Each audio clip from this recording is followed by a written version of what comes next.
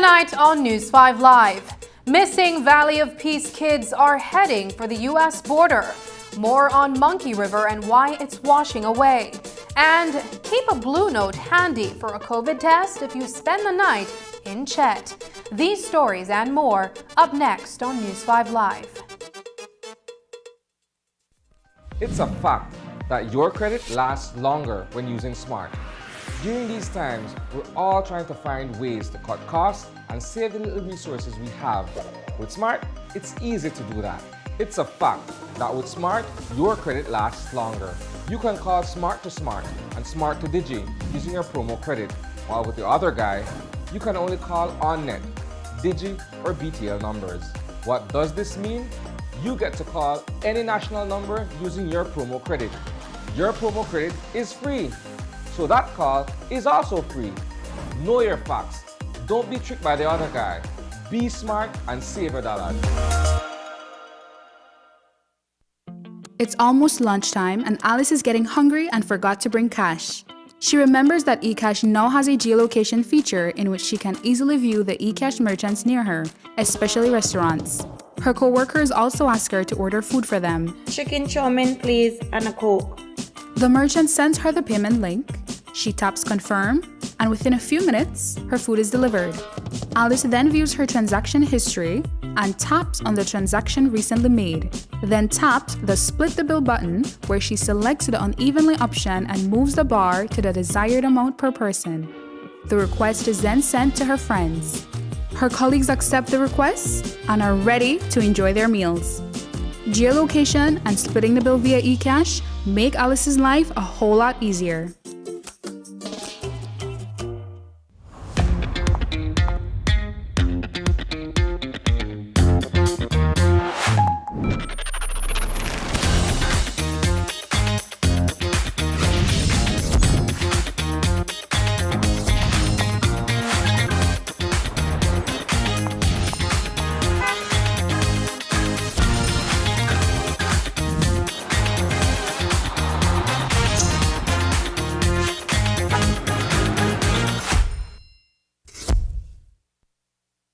If you're looking for low-cost television advertising, have we got a deal for you?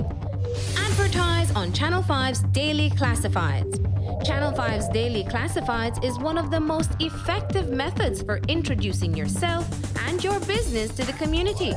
Use our Daily Classifieds to recruit employees, promote specials, promote your products or services, promote a business opportunity, increase traffic to your website, and advertise items you have for sale. Let us help you save valuable time and money. Call us today at 223-0146 or visit us at our offices on Pony Drive to discuss how we can help your business grow affordably. Channel 5's Daily Classifieds. Advertise today.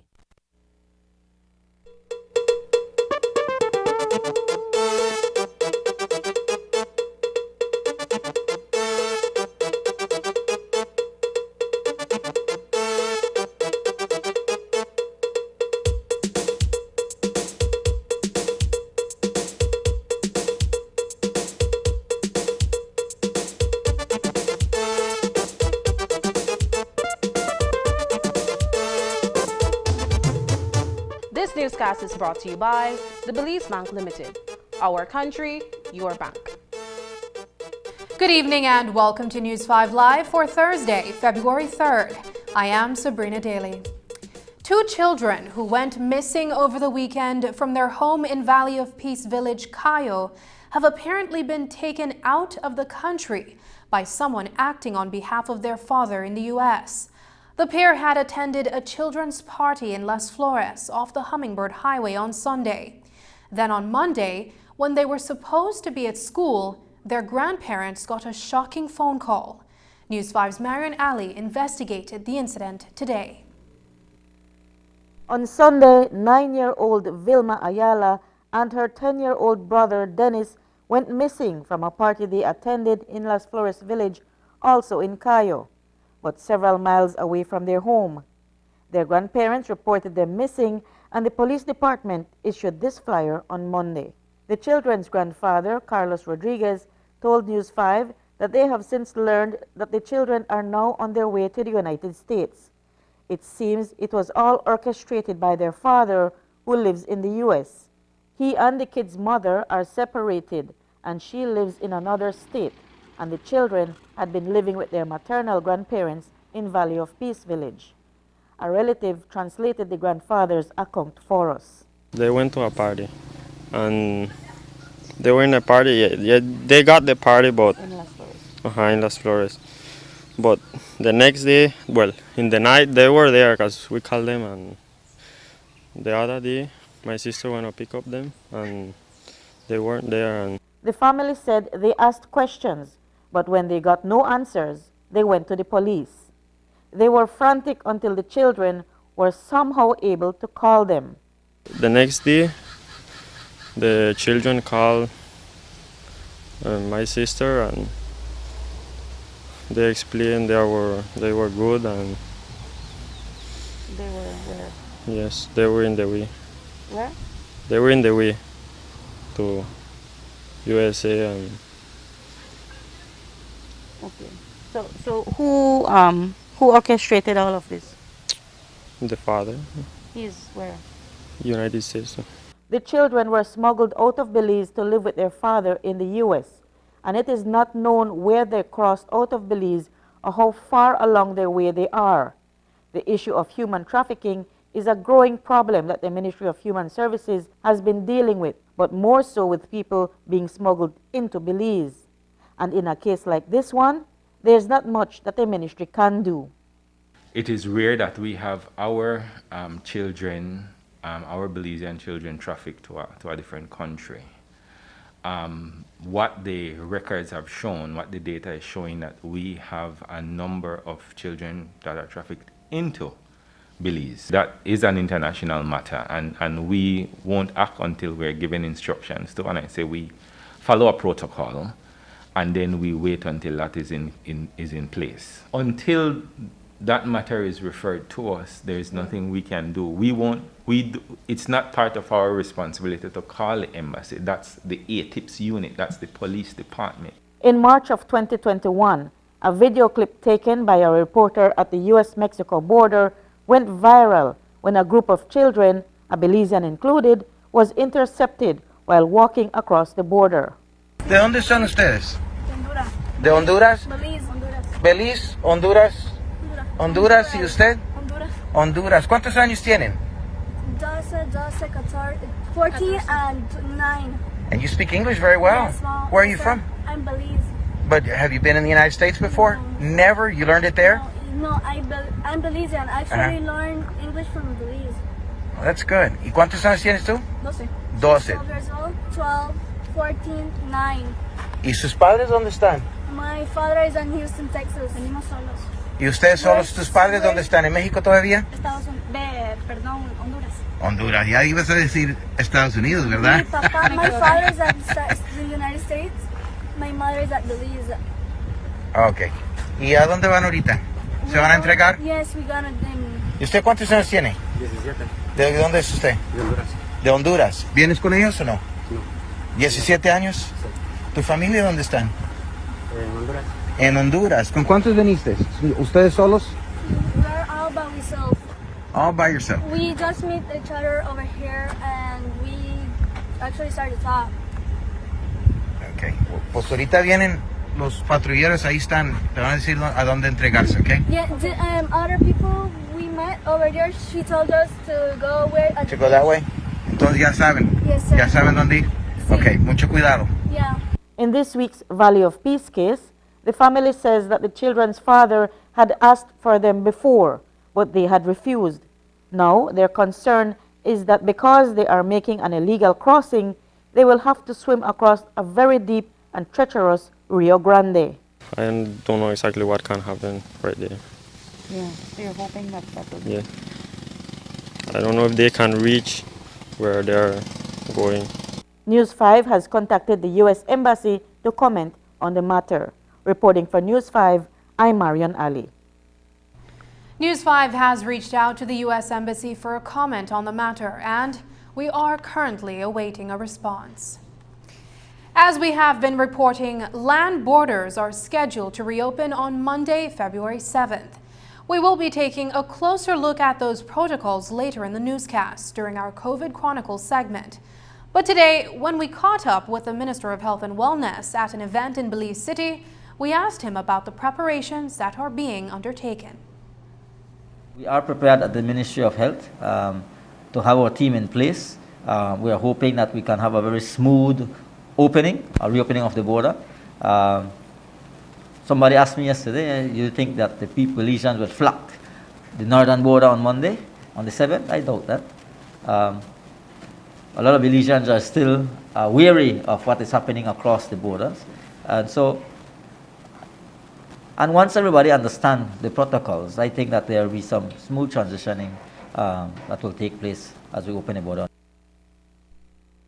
The protocols at the border include showing proof of vaccination, and if you spend longer than 24 hours outside Belize, you must be tested.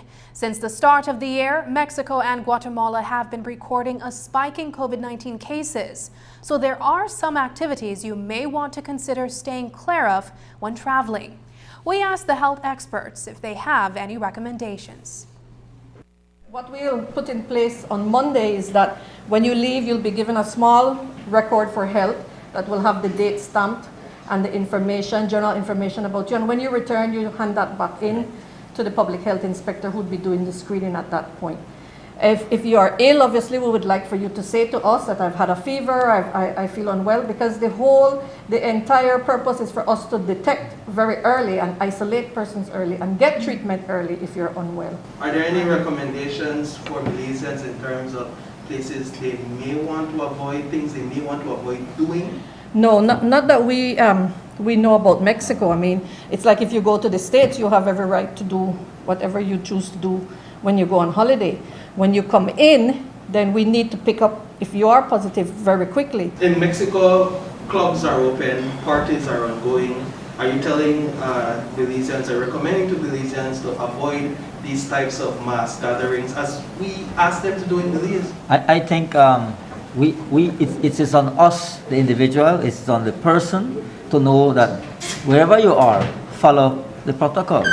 I mean, if you know that being in crowded places, you're susceptible to catching the virus, then it is up to us to do what is right to ensure that we prevent from catching the virus. So you expect that just as they don't care here, they won't care over there either, because you have a lot of people who don't. Like I said, it is the onus is on the individual. It is upon me or you to do what is right to ensure that we keep safe from catching this virus. We also asked for details on the COVID-19 protocols currently being enforced in Mexico. What measures must Belizeans absolutely adhere to in order to stay clear of breaching the law? This was Minister Kevin Bernard's response. I may not know all the protocols in Mexico. I'm not. We are the Belize Ministry of Health and Wellness, not the Mexican Health Salud. But what I can tell you that Mexico, depending on the state you live, they have their own regulations. I mean, the state of Quintana Roo, which is Chetumal, has its own. They require people to wear masks. They have those things in place. But I cannot speak to all the regulations that they have at their own country. I just know that they do have similar requirements like us. You have to wear a mask. You have to practice social distancing in the stores. They are allowing only a limited amount of persons to go in at certain time. So we have been doing this for almost 2.5 years now. So I think it's just that we all need to just remember that when you go over other countries, you know, I always say something. Let me say something though.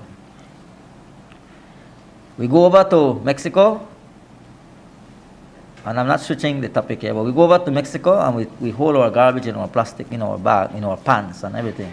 But when we come over to Belize, we throw it out through the bus, through the window. COVID is the same. We are trying to say, once you have a regulation in place, let's abide by the regulations. Later in our newscast, we will tell you all about the testing requirements at the border. Large funeral processions are growing concern for both the Belize Police Department and the Ministry of Health and Wellness. Earlier this week, the police spokesman laid the blame on the Ministry of Health and Wellness because they have the authority to sanction such large gatherings. Today, however, Minister Bernard said no permission was sought and the behavior of those gathered is irresponsible. I wanted to clear that up as well because there was no such authorization and the regulation is clear, the SI is clear, the limitations of gathering, and so we must understand. Unfortunately, that happened and measures weren't taken by the police. I'm not here to cast blame back to the police, but I'm just saying to the general public, there is a process, there is a procedure where you want to deal with certain things like this, and we are saying at the Ministry of Health and Wellness, let us stick by the regulations. Remind us of the regulations. Yeah, 10 people max, and yes, they're the maximum of 10 persons. And if you want to have more, then you have to apply to the ministry, and there's only up to a certain number, and that those persons have to be fully vaccinated and present their proof of vaccination in order to get the permission. Would you classify this behavior as irresponsible? It is irresponsible, and I call it out. It is a very irresponsible act, and that's why we are saying that this is what has been causing the spread of the virus. If we don't do what is right, then we will continue to have these challenges. This morning, police responded to a gruesome scene at a farm in Shaibe village, Corazal. Inside an unpainted concrete bungalow, police discovered the mutilated body of an elderly man. 67-year-old Fermin Rivera, a naturalized Belizean living in the village years now, was tied up, stabbed, and chopped multiple times to the body. Investigation so far suggests that the caretaker was ambushed and attacked around 5 a.m. today. Police investigation continues into this latest homicide in the north. Coming up, a perfect storm of a man-made problem and sea level rise threatening Monkey River and other coastal towns. Find out more when we return.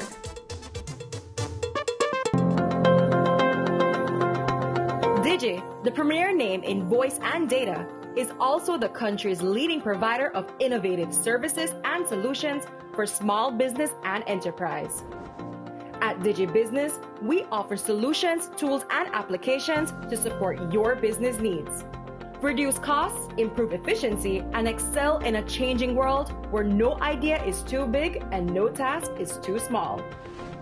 From technology advising to design implementation and management, our team of qualified solution sales and specialists can develop a reliable and robust infrastructure, allowing you to spend more time on what matters most, your business. Visit us online to explore how DigiBusiness innovative products and solutions can help your business reduce costs and improve efficiency.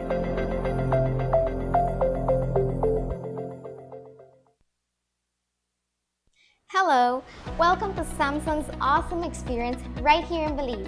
Come check it out. Not sure which Samsung Galaxy A series is right for you? Touch, play, and learn about your device before you buy.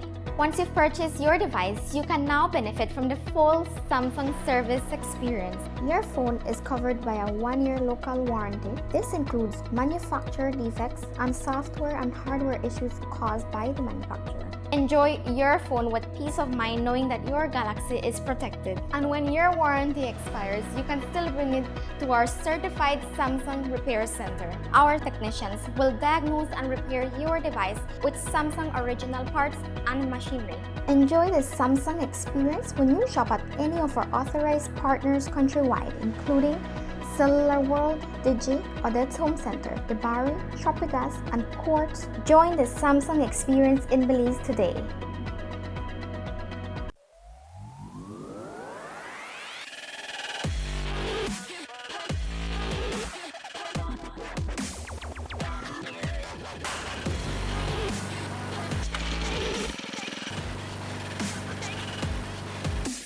Clean and maintain your yard the best way with Honda trimmers and lawn mowers. Honda Lawn and Garden Equipment. Available at Benquip.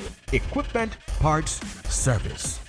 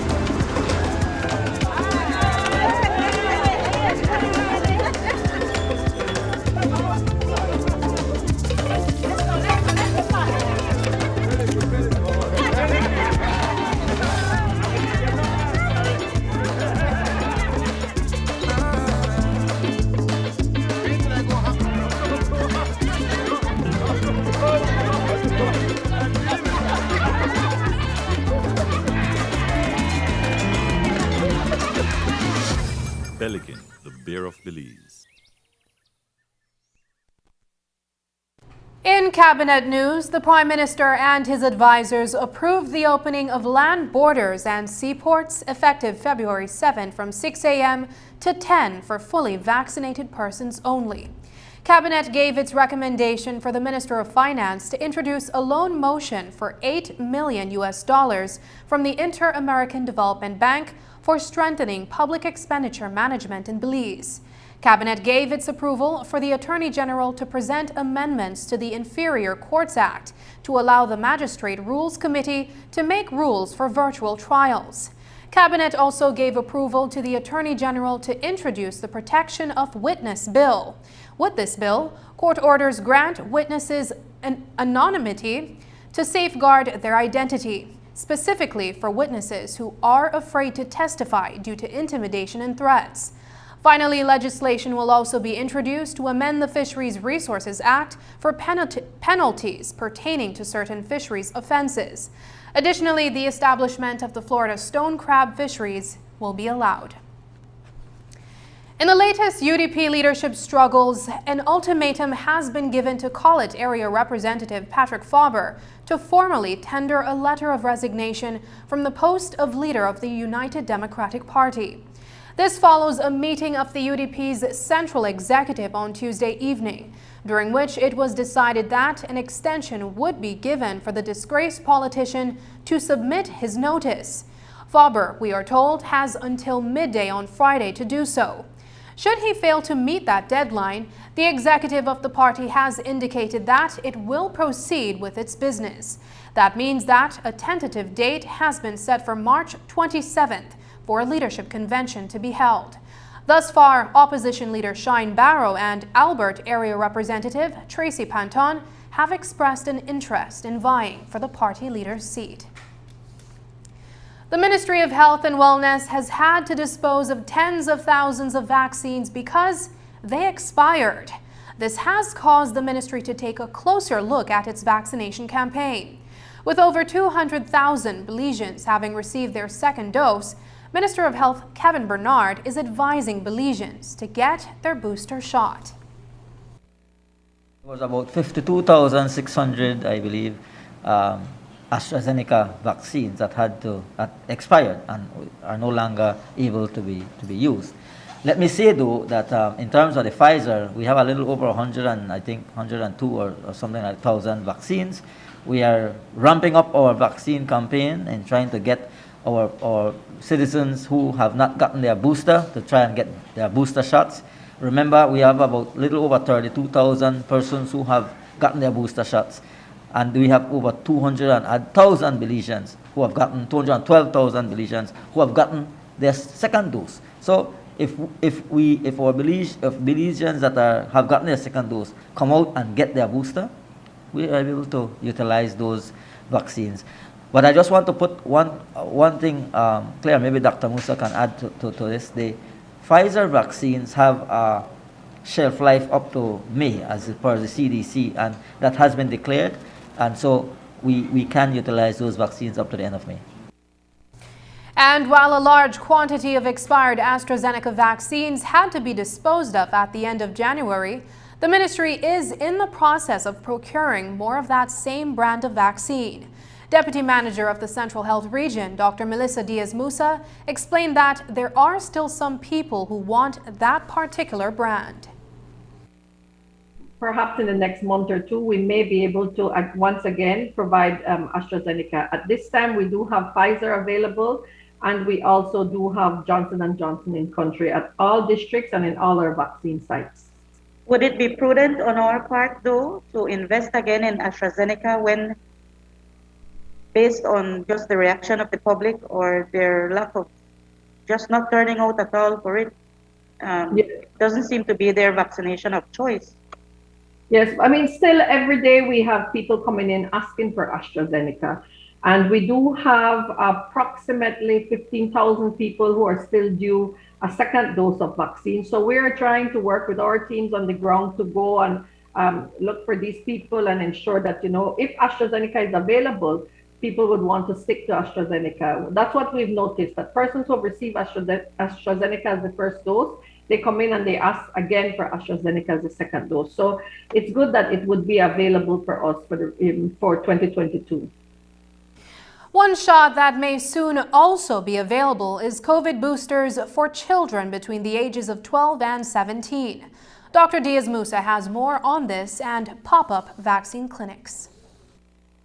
This is something that we are in constant discussion about, and the final memo has not come out to us yet as the regional managers, but we're looking forward to that for more than likely sometime this week or early next week. Again, Dr. Baer would be the focal point person who would be sending out this memo, so we're awaiting that and getting our sites prepared. I just wanted to also mention that in Belize District, with regards to the vaccine sites, we have now started to do pop-up vaccine sites in different areas.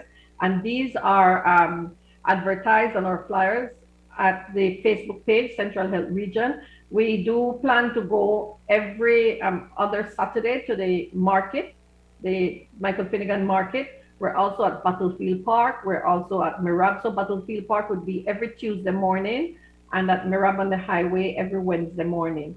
And at Michael Finnegan's Market every other Saturday. So the Saturday of the 15th and the Saturday of the ending of the month. We also have many other places that we're going to. There are pop-up shops pop-up vaccine spots on Queen Street sometimes. So we're asking the general public to just be on the lookout for these areas, and it's easy, it's efficient, it's accessible. And we're asking that you take the opportunity at that time, if you do see one of the Ministry of Health and Wellness teams out there, to come in and get your vaccine. Dr. Diaz-Musa says that swabbing will still be done at Swift Hall in Belize City, but only from 8 to 12 since the number of persons showing up has decreased. The swabbing sites at the Belize Civic Center and the Central Health Region will remain open throughout the day. There's more news after the break, but first, here's a look at the latest COVID-19 figures.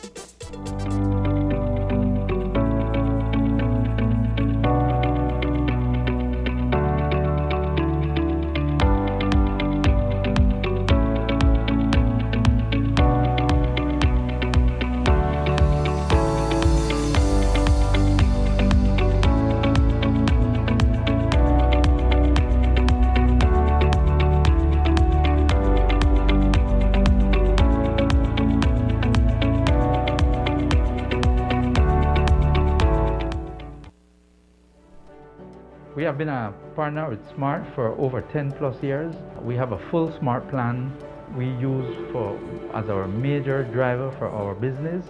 We have a service that rolls over in that if you call one and it is busy, it rolls over to the next line. So once you call us, you can get us at any time. Before we got this Smart service, we were paying upwards of nearly $2,000 in phone bills. Since we've had our Smart service, we pay an average of about $600. So we've had tremendous saving, more than 50%. For the businesses, if you want to save money, switch to Smart because it is far more cost effective and the service is excellent. Smart continues to be innovative in bringing new technology and meaningful savings during these challenging times to businesses across Belize. Sign up for our VoIP technology or broadband packages and save more.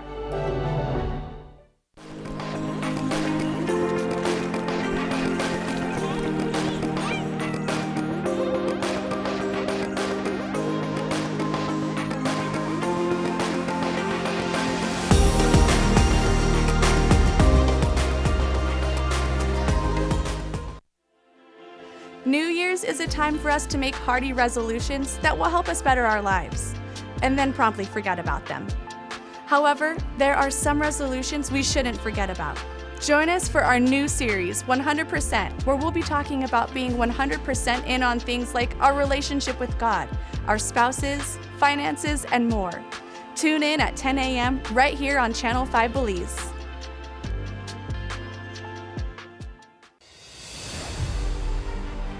I visited the land of Serbia, a great many miles away. I ascended the Mount Everest few people have conquered.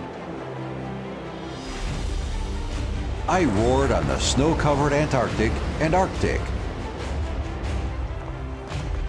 I rolled swiftly across the vast, untamed desert. Ling Long Tire conquers every corner of the world. Distributed by Enrique Martinez and Sons Limited. 2 miles Philip Golson Highway, Belize City. Congrats to all our December winners of BEL's Customer Rewards. Petronilo 2s from Orange Walk won the electric washer and dryer combo. Yvonne August from Belize City won the electric stove. Melissa Arana from Dangriga won the 65-inch smart TV. Abram Dyke from Blue Creek won the 22,000 BTU air conditioner. Del Marie McNeil from Belize City won the side-by-side fridge. Ulrey Bennett from Belmopan won the laptop. Norman Benguche from Punta Gorda won the toaster oven. Deborah Ordonez from Belize City won the microwave. Barbara Arop from Belize City won the Hunter ceiling fan. And Laura Godfrey from Placencia won the $400 voucher for LED lights.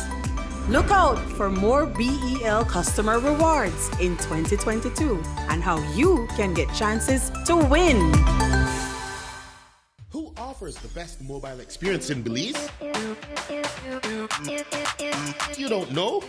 Well, the truth is Digi, our national telecom, of course. Digi has the largest mobile LTE advanced network with over 96% countrywide coverage, offering the fastest mobile LTE data speeds at the most affordable rates with mobile plans that fit your lifestyle. The truth is, only Digi gives the ultimate mobile LTE experience. Visit your nearest Digi store to join the bigger, better network today. Digi, our national telecom. Visit us online at www.livedigi.com.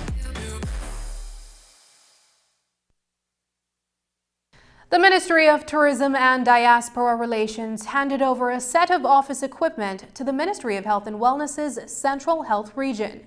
Today, a ceremony was held at the Belize Tourism Board headquarters in Belize City, where we heard how the equipment will be put to use.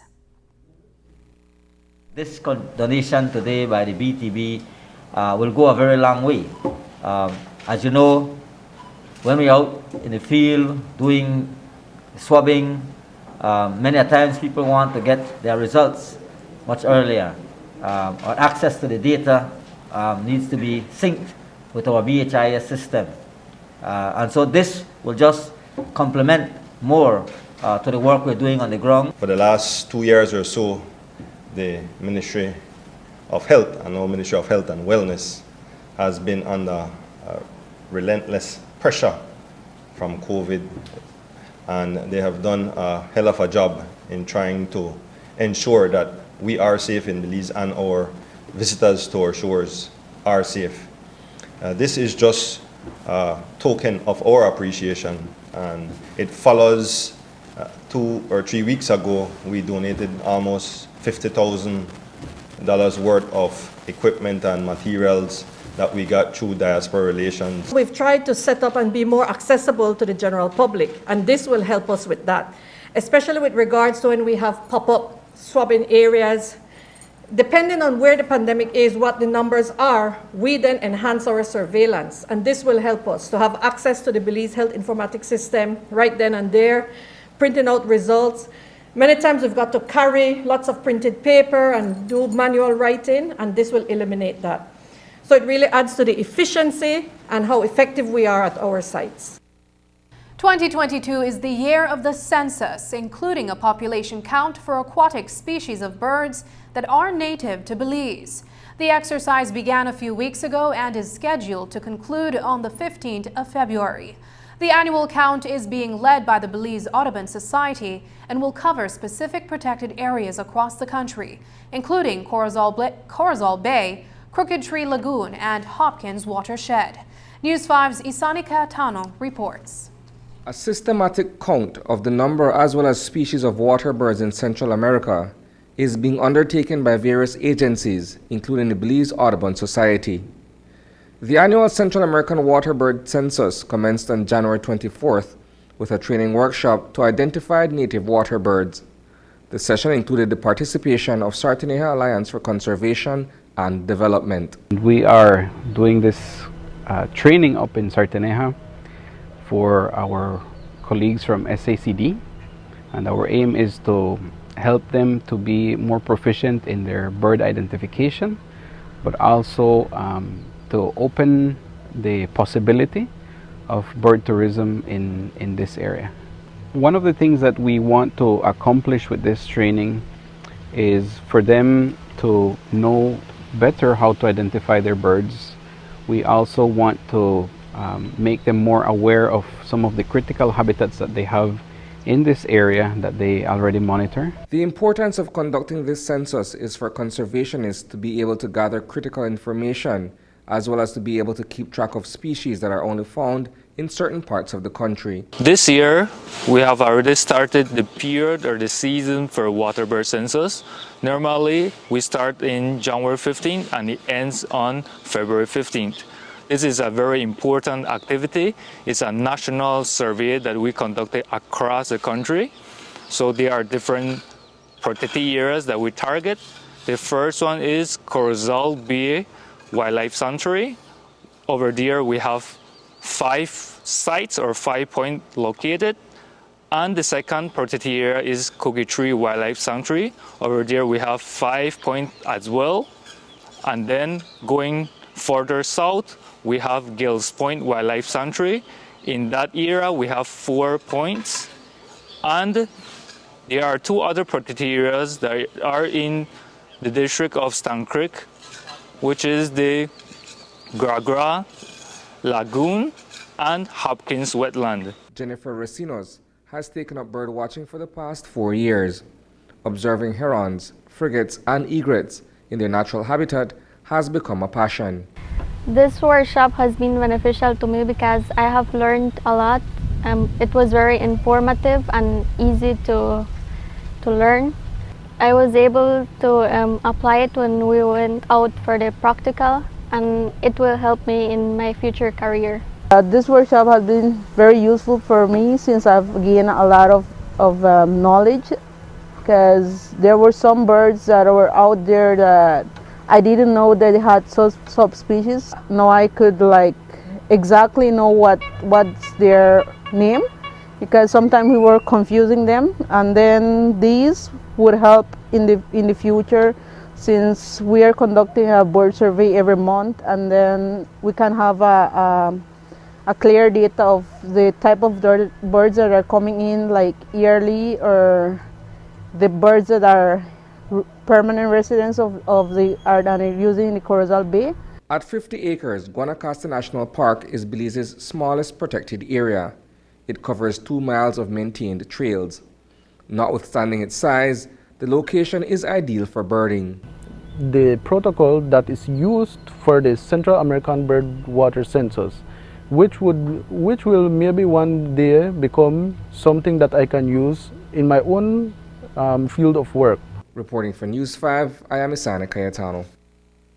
Belizean musician Stig the Artist is making big moves on the international scene, snagging features from Afrobeat sensation Davido and DJ Khaled for his upcoming album.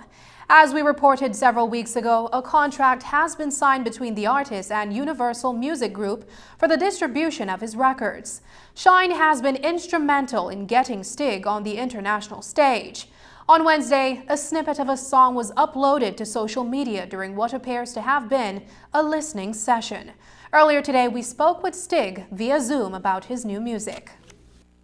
Well, the song is a Afrobeat. Big ups to DJ Perf. You guys know my producer. The man really gone crazy on this beat. But if you guys listen to majority of my music, the real music. So the song is, the concept of the song is me basically, I'm intoxicated, and I'm saying I miss this girl, but as much as I miss her, if she not call me first, then I call her back neither, kind of follow back on nobody. But I want to call her bad, don't call love her, and it was a real situation at the time, in the moment. So exactly how I felt at the time, I just put it on the beat, bro. This is a song that I recorded from 2018. We have a lot of big songs still. I still make songs every single day, but we have a lot of big songs in the vault.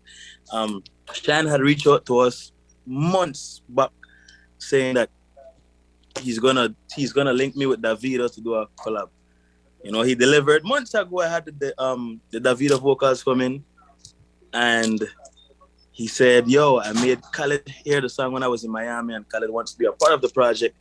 And obviously I got excited, but we wanted to hear it, we wanted to see it for ourselves, so we could truly know that, and I'm pretty sure Shine will deliver, but I wanted to see it for myself happen, and so said, so done, bro. Our goal is to shoot the video in Belize, fully. We want to bring DJ Khaled, we want to bring Davido, we want to put Belize on the map, man. We want to make the Belizean people proud. The song is going to be distributed by because this is probably going to be the first single off the album deal that I have with, last time we spoke about the album deal. This is going to be the single, the lead single probably, or the first single at least off the album that I got to present to the record label. So they want to distribute it, bro, and we will try our best to make it be all about Belize, man. More news coming up after the break, but first, here's a weather update with data from the Belize Met Service.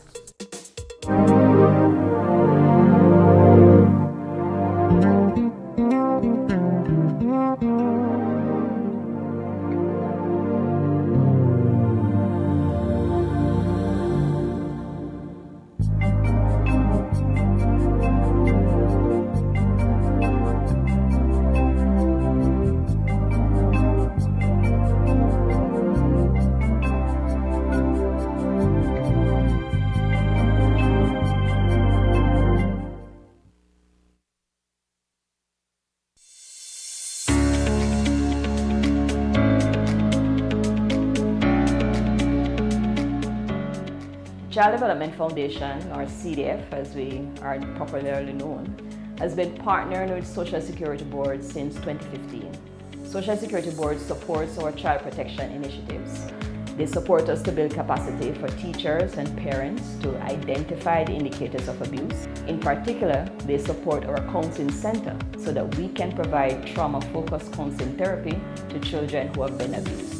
Social Security has also supported our prevention program, the Rise Girls program, to help us to equip young women who are in primary and secondary school to understand more about adolescent development and also to build good self-esteem and to build safe social networks.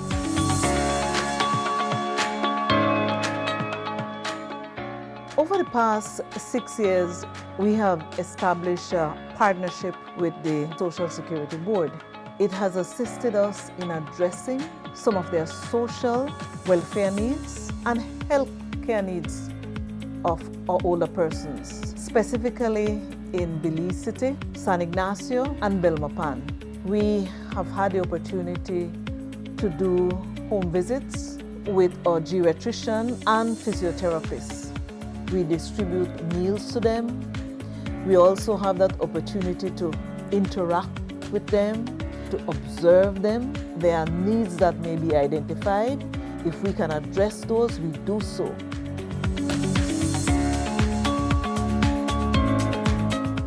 Social Security has been one of our biggest donors throughout the years, and the services that they provide to us is basically financial, and it helps with a lot of things here at the center, like bills and groceries. The center is a drop-in center for the mentally ill, elderly, homeless, deportees.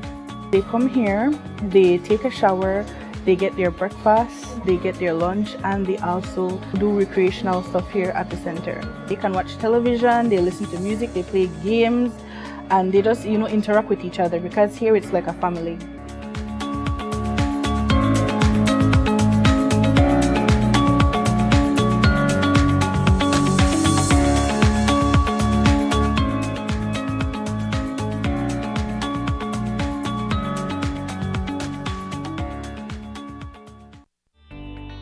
Taking its name from the venerable father of the nation, the George Price Highway stretches 77 miles from Belize City to Benqueviejo. Originally built in the 1930s, this cross-country highway system is the artery that links Belize to Central America at the western border with Guatemala. That connection facilitates overland trade, supporting Belize's economic development. Winding its way across the scenic countryside, the George Price Highway from Roaring Creek to Esperanza has been fully reconstructed to meet international standards, with particular emphasis on road safety. A shorter and hassle-free commute is best enjoyed when everyone obeys the traffic laws. To reduce the number and frequency of road traffic accidents, it means that a seatbelt must be worn at all times and the speed limit observed when traveling along the highway. It also means that pedestrians must use sidewalks and crosswalks where available. Buses should only board and discharge passengers at a designated bus stop. Road safety is everyone's responsibility. It begins with you.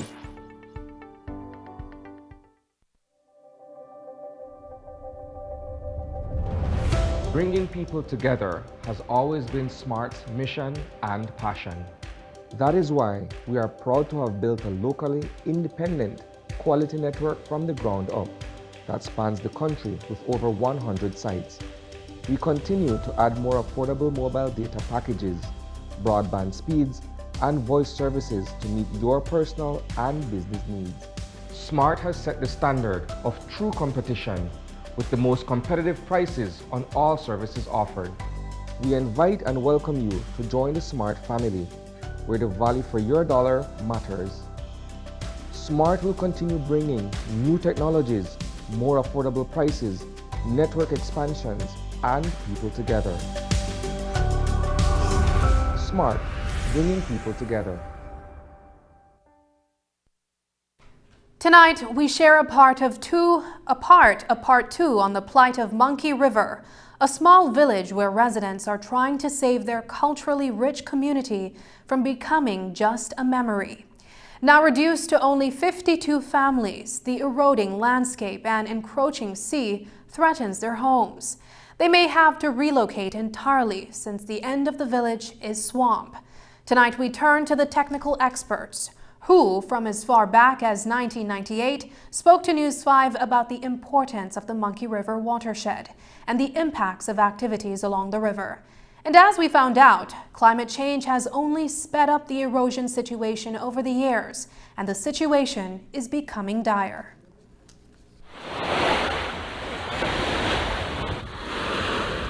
From as early as the 1990s, beach erosion has been wreaking havoc in the quaint Creole village of Monkey River. This cement post marks the boundary of David Linares' property, or what's left of it. As we've been documenting the changes over the years, white sandy beaches where tourists and residents alike would gather have been washed away. Acres of land that were once populated with homes are now underwater. The village keeps getting smaller, and the once vibrant community is disappearing.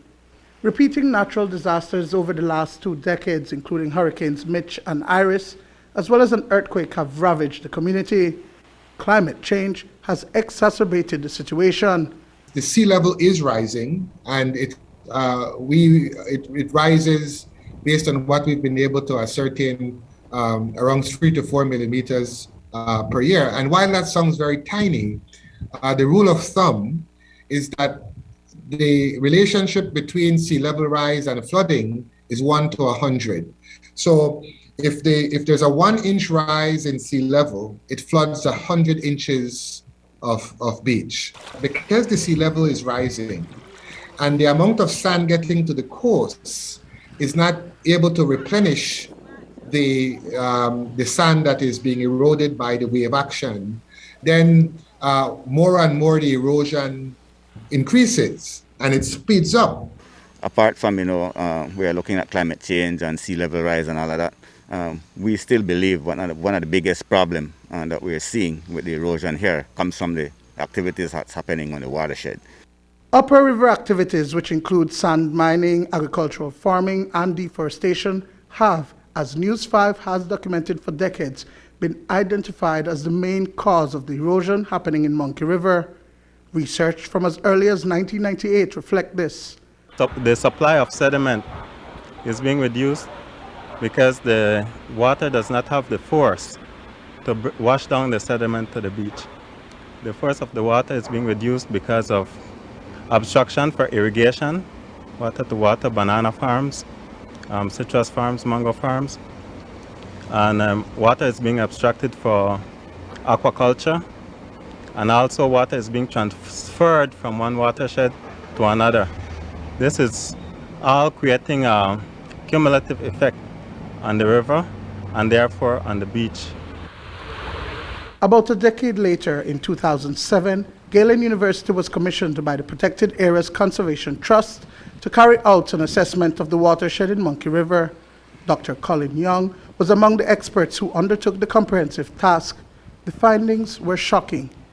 Where we estimated, I believe, if my memory serves me right, that there's over 2,000 feet of land that has been lost. We calculated that millions of gallons were being removed out of the river, going on to the farms, and then the water was being returned to a creek called Black Creek.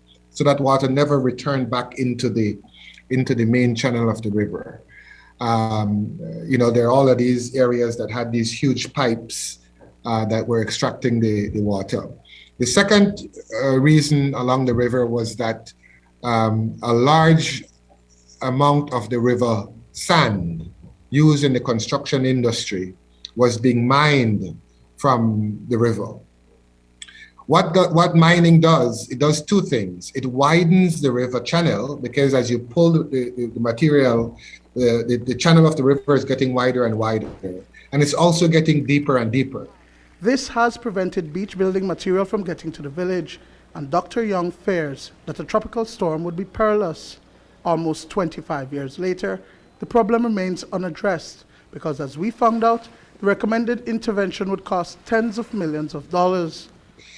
Flush the river of the sand by barging it, taking a barge up the river and taking out all the sand, and then use that to rebuild the beach, and then to plant vegetation that would be able to hold the sediments in place. And then at the same time, develop some hard structures off the coast of the village to help to reduce the force from the wave action. Since the 1990s, and with little to no resources, residents have been putting their faith in sandbags and makeshift seawalls, but to no avail. There's desperate need for intervention by public and private stakeholders. Mara Muschamp, as president of the Monkey River Watershed Association, is desperate for funding to save the community from being wiped off the map. First of all, we have to get to the root cause, but that's a long-term thing. So for us, first and foremost, is to try and keep what we have and not lose anymore. So that will require us start doing some sort of coastal protection, mitigation work outside here to address the issue of not losing more than we already lost. And then work on the watershed and work on restoring that, so that then that can start putting back those sediments out that will replenish on the beach naturally, because we think it can be done naturally. Dwayne Moody for News 5. And if you think this is only happening in places like Monkey River, Dr. Colin Young says not so fast. Populated coastal areas like Placencia and even the Keys are at risk of erosion as an effect of climate change. What Monkey River is showing us, Dwayne, is what will come to many other communities in Belize because of climate change.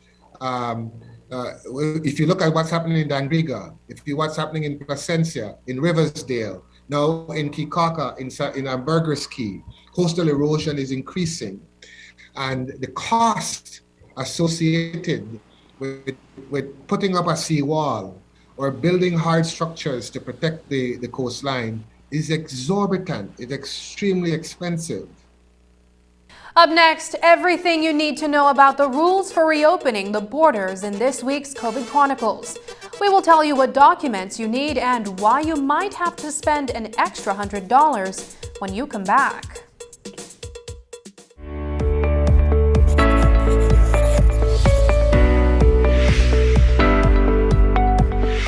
What is the Pfizer COVID-19 vaccine? The Pfizer COVID-19 vaccine is an RNA vaccine that triggers our immune system to develop antibodies against the SARS-CoV-2 virus that causes COVID-19. It helps to reduce hospitalization, severity of the disease, and death. What is the Pfizer vaccine made of, and is it safe? The Pfizer vaccine is made up of mRNA messenger ribonucleic acid, which are molecules that carry the genetic information needed to make proteins, lipid, salts, and sugar. It is safe for persons 12 years and older and does not contain the COVID-19 virus, hence cannot cause infection. Tests have shown that the vaccine is effective against current virus variants. Who should take the Pfizer vaccine? The Pfizer vaccine should be taken by persons 12 years of age and older who do not have severe allergic reaction after a previous dose of vaccine or have not had severe allergic reaction to any ingredient of this vaccine.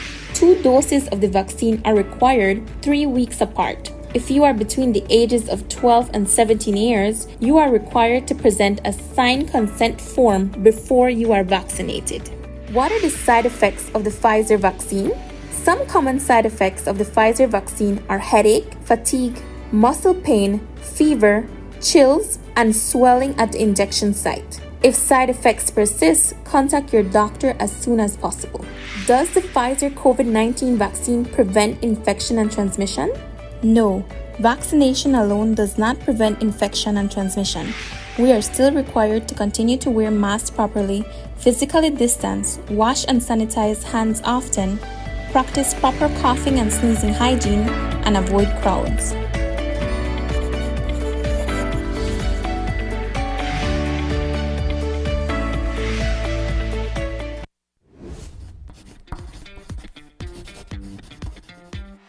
The ministry is collaborating with SpeedNet Communications to have a vaccination campaign for children ages 12 to 17 years. Children who get vaccinated will get a chance to win fabulous prizes, including backpacks with supplies, Nintendo Switch, tablets, book tuitions, and MiFi with 3 months data.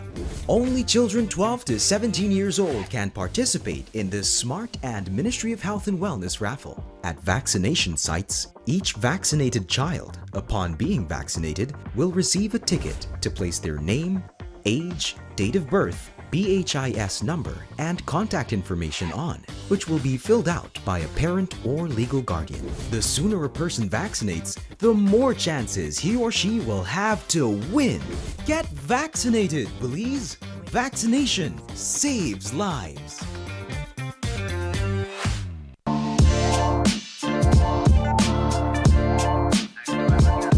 Connecting people.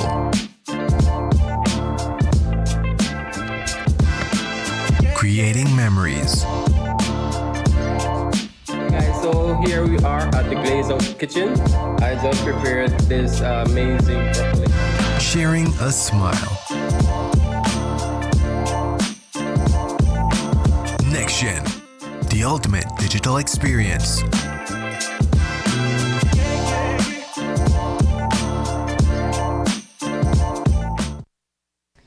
Tonight on News 5's COVID Chronicles, the long-awaited reopening of the land borders happens next Monday. And while some of you may already be putting your passports in your bags and finding stray pesos at the bottom of them, others are not so sure about going to Chetumal or Melchor de Mencos just yet. To help you make up your minds and make sure you take enough funds to cover some additional costs if you spend the night, News 5's Paul Lopez takes a look at the new protocols you need to follow as you go across for the first time since April of 2020.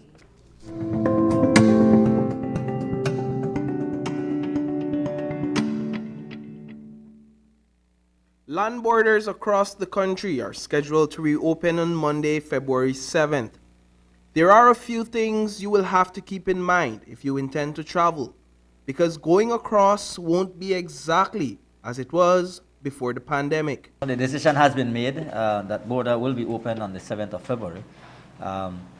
There are protocols that will be placed in the SI. The border will open from 6 a.m. to 10 p.m. daily.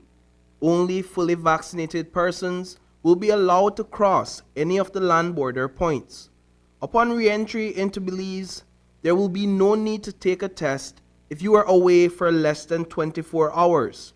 But if your visit exceeds that amount of time, you will be required to take a test upon return at the whopping cost of $100 per person. What's the definition of fully vaccinated? Well, currently we are talking about the person that have two doses of vaccines. In terms of testing for persons returning after 24 hours, will they be charged for those tests? Yes. What's the price?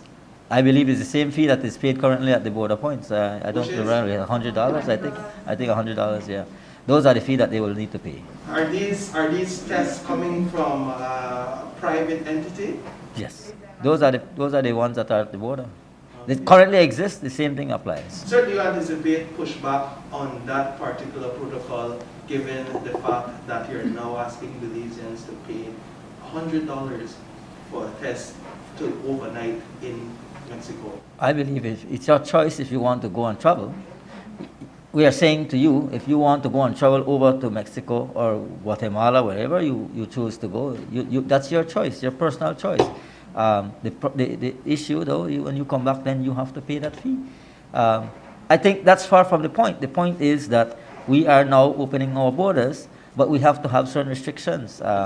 And it cannot be that we're just going to let loose everything. I mean, we have to put some measures in place, and that just as you're coming into the airport, our land borders will apply the same. I mean, it has existed, just that now that we will allow Belizeans to leave once they're vaccinated. And while you may have access to cheaper tests across the border, only tests paid for and done at the borders will be accepted upon return. There's a lot of things you have to consider when it comes to land. Because I could travel to Mexico City, stop at Guadalajara, stop all over the place.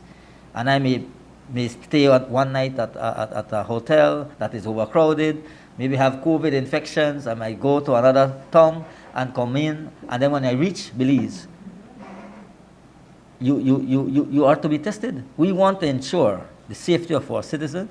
People that are coming in are free from COVID. What's the logic behind testing after a mere 24 hours when data shows that specifically the Omicron variant detection doesn't come until after 3 days, the least? Well, I'm no scientist, I'm no doctor, but I'm very sure Dr. Melissa will be able to add to that comment. But I can tell you the requirement is that once over 24 hours, once you overnight stay, then you will be required to test at the border facilities. And with regards to the 24 hours, remember that in health we do surveillance. So the incubation period of this virus is anywhere from 1 to 14 days, right? So you can be exposed and on day 13 you start with symptoms. Most commonly it's before 5 days. And the reason we've done the 24 hours is it's a true surveillance. We're trying to pick up cases. We are not saying that you got it from Mexico. We're not saying that, oh, you know, what you did over there. You may also want to put aside additional cash if you are traveling on public transport with plans to stay across the border for more than 24 hours. Because if you happen to test positive upon return, you will be required to take a gold standard transportation back home. That is, unless you are in your own vehicle. If a Belizean tests positive, what we are advising is that person then gets into one of the gold standard taxis or vans that are there, and they've been there on a regular basis because we've been open, I mean, for the tourist sector at least, and persons needing to travel since June of last year. So there are many trained gold standard transportation there. At the border points as well, we would be able to have the transport from the Ministry of Health and Wellness from Northern Region. Perhaps we could assign one van in order to ensure that if it's an emergency, we can help to facilitate. It's not something that we will want to promote and to say that this would be available. So it's safe to tell Belizeans if you catch COVID in Mexico and you don't have the money for transport, the Ministry of Health will cover you? No, I don't think that's something that we want to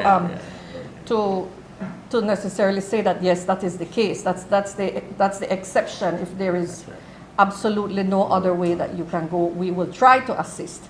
But before you travel, these things we've got to think about, all the responsibilities, everything that may happen, especially that we're still in this COVID pandemic. As you make your plans to shop, dine, tour, or celebrate with a few cheap cervezas, don't expect to see your Minister of Health anywhere nearby. I am safe right where I am. Thank you. Reporting for News 5, I am Paul Lopez. And that's the news. Tonight's broadcast is available in both text and streaming video at channel5belize.com.